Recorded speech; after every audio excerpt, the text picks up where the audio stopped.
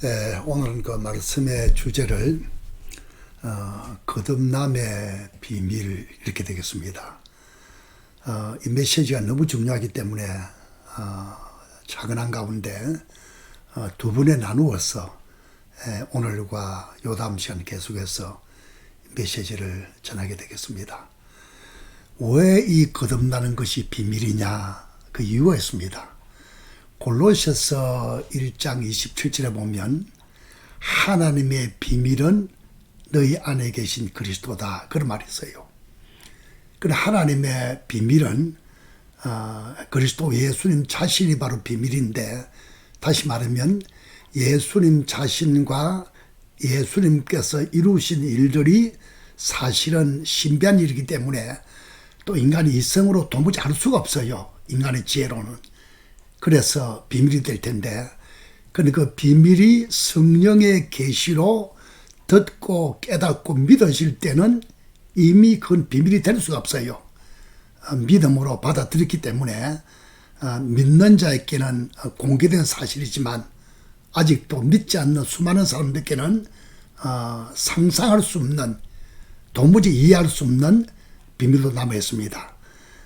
이미 거듭나서 이 비밀을 현실로 받아들인 분은 더욱더 감사하시고, 이번 말씀을 통해서 더욱더 잘 정리되시고, 아직도 하나님의 비밀처럼 긴가 민가, 과연 내가 믿기는 믿는데 거듭난 사람인가, 이런 문제를 가진 사람은 확실하게 말씀 안에서 거듭난 경우와 더불어서 메시지가 정리돼서 큰 확신이 넘치는 그런 축복을 누리시기 바랍니다. 우리가 보통 그 신앙생활 할 때 그 주님 일이 여러 가지가 있잖아요. 뭐 이런 거 저런 거 많이 있습니다만은, 제가 몇 사람께 물어보니까 목회자든 일반 교인들 간에 엄청난 주님의 일 수십 가지 수백 가지 가운데서 가장 중요한 것은 굳이 한 가지 뽑자면 전도라고 생각해요. 맞는 말입니다. 그건 아버지의 뜻이고 하나님이 가장 기뻐하는 게 바로 전도인데, 전도의 결과는 사람이 하나님 앞에 구원받는 것이 궁극적 목적입니다. 우리 신앙생활 전체에 걸쳐서 구원이 참으로 중요하지 않습니까? 뭐 영적 성장이다, 성령 충만이다, 기도 응답이다, 행복한 가정생활이다, 뭐 세계 복음화다, 뭐 구제, 봉사, 헌신, 모든 것들은 구원받았다는 전제하에서 시작이 된 겁니다. 근데 근래 제가 이제 전도 책자를 만들면서 정리해 보니까 구원의 가장 단순한 정의가 무엇일까? 신약 성경 중심으로 핵심적인 가장 단순한 의미는 예수를 믿음으로 죄 사함 받고 거듭나 하나님의 자녀가 되는 것이다. 뭐 간단한 정의죠. 이게 두 가지인데, 죄 사함 받는 거, 거듭나는 거. 왜 죄 사함이 중요하냐? 여러분, 기독교 전체를 한마디로 말하면 하나님이 내 안에 들어오셔서 함께 사시면서 하나님께서 나타나시고자 하는 것입니다. 그럼 우리가 하나님은 거룩하신 분입니다. 죄와는 전혀 상관없는 분입니다. 그 말이 바로 거룩한 말이죠. 그래서 거룩한 하나님과 영원히 함께 영생으로 같이 살려면 첫째는 죄가 없어야 돼요. 그 죄사함입니다. 두 번째는 하나님과 같은 생명을 가져야 돼요. 이게 바로 거듭나는 겁니다.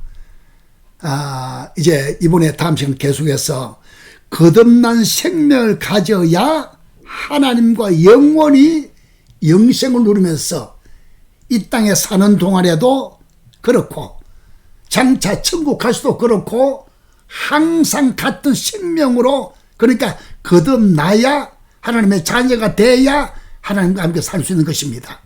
그러므로 거듭난 메시지는 너무너무 중요합니다. 만일 우리가 신앙생활을 한다 하더라도, 뭐 수년 수십 년 교회생활을 한다 하더라도, 뭐 교회 밖에는 말할 것도 없지만 한다 하더라도 거듭나지 못하면 신앙생활 자체 출발이 하지 않는 겁니다. 이 거듭난 중요한 이유 중에 가장 중요한 것은 그리스도인이 되느냐 안 되느냐, 하나님의 자녀가 되느냐 안 되느냐, 구원받은 성도냐 아니면 구원을 갈망하는 구도자인가, 그걸 결정해요. 혹시 우리들 가운데 아무리 훌륭하다 할지라도, 내가 자주 말하죠, 훌륭한 것은 존경받을 만해. 그러나 훌륭은 훌륭입니다. 구원과는 달라요. 신앙생활에 있어서, 종교적인 활동에 있어서 아무리 인정받고 대단해도 거듭나지 못한 하나님과 아무런 관계없기 때문에 구도자에 불과하지 구원받은 주님의 자녀가 될 수가 없어요. 그런 차원에서 무엇보다 중요한 이 거듭남, 물론 거듭남은 기독교 안에 있는 메시지밖에 없어요. 세상 종교는 거듭남 가르치면 그거는 생명 없는 종교니까 거듭남 뭐 존재할 수가 없어요. 우리는 복음의 생명이기 때문에 바로 생명이 거듭나면서 오는 거 아닙니까? 그런 차원에서 이 메시지가 너무너무 중요해요. 오늘 이제 다음 시간까지 요한복음에서 말씀 볼 텐데, 요한복음 3장 1절에서 16절인데, 이 스토리가 뭐냐면 예수님이 밤에 찾아온 니고데모를 만나서 대화로 출발하다가 16절 가다 보면 복음 메시지 흘러나와요. 그러니까 거듭남의 중요성을 대화하다가 점점 주님의 메시지가 실제로 거듭날 수 있는 하나님의 거룩한 역사가 나타나요. 그런 차원에서 우리는 차분하게 공부를 해보십시다. 요한복음 3장 1절에 보면, 그런데 바리새인 중에 니고데모라는 사람이 있으니 유대인의 지도자라. 밤중에 찾은 니고데모는 세 가지 특징이 있습니다. 첫째는 바리새인이었다. 둘째는 지도자였다. 셋째는 요한복음 3장 10절에 보면 이스라엘의 선생이었다. 그런 말이 있어요. 그러니까 요새 말로 말하면 정통 보수, 아주 열정적인 신앙생활하는 사람이죠. 그리고 존경받는 지도자, 그리고 선생, 그 다음에 예수님께 와서 하는 말을 보면 2절에 보면 밤중에 찾아와서 예수님을 선생으로 인정하고 예수님의 놀라운 기적과 능력을 인정했어요. 그럼 니고데모는 어느 정도 예수님을 알았어요. 그리고 존경한 것 같아요. 이렇게 예의 바르고 겸손하게 차분하게 진리 찾는 니고데모입니다. 니고데모에게 예수님께서 뭐라고 말씀하셨죠? 요한복음 3장 3절에 이런 말이 있어요. 예수께서 대답해 이르시되 진실로 진실로 너희에게 이르노니 거듭나지 아니하면 하나님 나라를 볼 수 없다. 다른 대화를 계속하지 않았어요. 그 훌륭한 니고데모에게 인간적인 칭찬이나 뭐 다른 배려가 없어요. 가장 중요한 핵심 메시지, 니고데모 너는 거듭나야 한다. 거듭나지 못하면 하나님 나라를 근본적으로 볼 수가 없다. 무슨 말이죠? 거듭나지 아니하면 지금도 생명을 가지고 하나님을 누리는, 하나님의 지배를 받는, 하나님 안에서 살 수 없거니와 나중에 이 세상 떠나서라도 천국에는 절대 갈 수 없다. 이게 거듭남의 중요성을 주님 말하고 있어요. 이러니까 니고데모 뭐라 그랬죠? 사실은 재미있어요. 니고데모 이르되 사람이 늙으면 어떻게 날 수 있사옵나이까? 두 번째 모태에 들어갔다가 날 수 있습니까? 참 대답이 참 재미있죠. 그래서 솔직한 대답입니다. 여기 보면 분명히 니고데모 마음속에 니고데모 대답이 거듭난다는 국어적인 뜻은 알았어요. 두 번째 난다. 내가 그렇다면 어머니 뱃속에 들어갔다가 나오면 됩니까? 말이 안 되는 얘기죠. 그러니까 니고데모가 거듭난다는 메시지는 영적 메시지입니다. 하나님의 가장 큰 은혜입니다. 생명 문제입니다.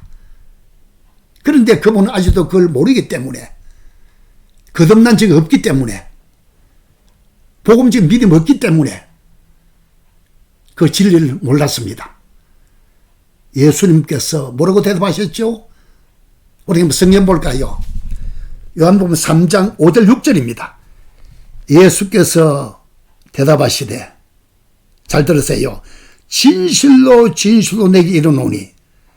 예수님은 한 번 진실, 그래도 진실이지만 너무 중요하니까 두 번씩이나 진실로 진실로 내게 이르노니 사람이 물과 성령으로 나지 아니하면 하나님의 나라에 들어갈 수 없다. 6절에 육으로 난 것은 육이요 영으로 난 것은 영이다. 무슨 말이죠? 이런 뜻입니다. 니고데모야, 우리 모두가 하시는 말씀이죠. 네가 다시 어머니 뱃속에 들어갔다 나오면 그렇게 말했지, 너는 그렇게 할 수 없지만 그렇게 한다고 하더라도 여전히 그것은 육으로 난 것이다. 여전히 육이다. 생명 거듭난 것은 전혀 관계없는 얘기다. 그러면서 주님 대답이 뭔지 아십니까? 물과 성령으로 거듭나는 것이다. 이제 이 메시지에 오늘 첫째 시간에 열쇠가 되었습니다. 이 물, 해석이 여러 가지 나오는 대개 일반적으로 신학자들 가운데 목회자 중에 내가 세 가지로 얘기해요. 물에 대한 해석이. 첫 번째는 물, 세례, 침례, 물, 뭐 같은 단어니까 바로 침례 요한의 침례, 세례, 회개, 그 말입니다. 회개. 두 번째 물은 참 재밌는 설명인데, 어머니 모태 안에는 양수 물입니다. 사실 그 해석이 꽤 많아요. 모태. 그러니까 어머니 한 데서 먼저 한번 태어나고 영적으로 태어난다. 거듭난다. 참 뜻이 있죠. 세 번째는 말씀이다.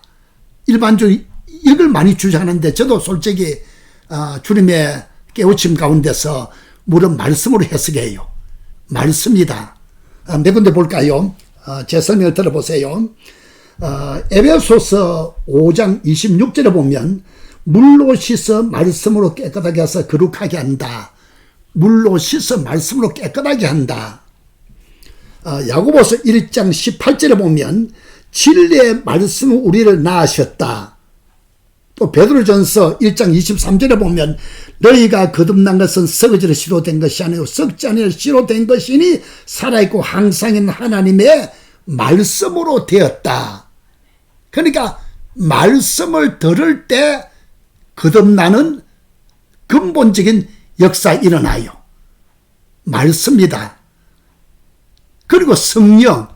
여러분 중요한 것은요, 아무리 말씀이 있어도 성령 역사가 없으면 말씀은 말씀 그 자체로 끝나요. 제가 자주 말합니다마는 반드시 기록된 말씀을 성령이 가르칠 때, 여러분이 진리의 말씀을 들을 때, 십자가 부활의 복음을 들을 때도 성령이 역사할 때, 성령이 가르칠 때, 성령이 내 안에 나타날 때 말씀이 생명의 말씀이 돼요. 물과 성령. 잘 들어보세요.